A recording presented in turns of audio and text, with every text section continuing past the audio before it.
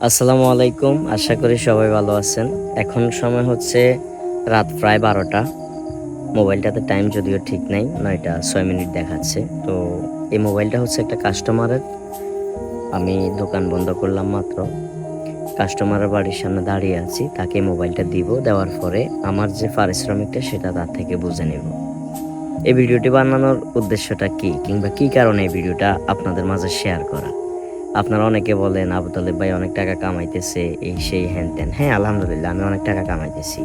কিন্তু দিন শেষে আমার যে কর্মস্থান কিংবা আমার যে কর্ম, আমি এখনো আমার জায়গা থেকে সর্বোচ্চ চেষ্টা করি সেখানে একটু হলেও সময় দেওয়ার।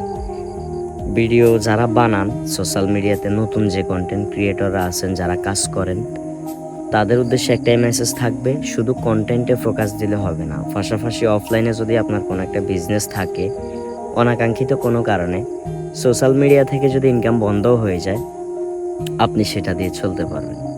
তো ভিডিওটি বানানোর আসলে উদ্দেশ্য এটাই ছিল। আপনারা যারাই কাজ করতেছেন, নতুন হন কিংবা পুরাতন হন, যদি কোনো বিজনেস না থাকে, আমার দিক থেকে সাজেশন থাকবে, অনলাইনের পাশাপাশি অফলাইনে কোনো একটা বিজনেস দাঁড় করান। এতে করে আপনার খারাপ সময়ে অফলাইন বিজনেসটা আপনাকে অনেক বড় একটা সাপোর্ট দিবে। আশা করি সবাই বুঝতে পেরেছেন। আমার জন্য সবাই দোয়া করবেন। আসসালামু আলাইকুম।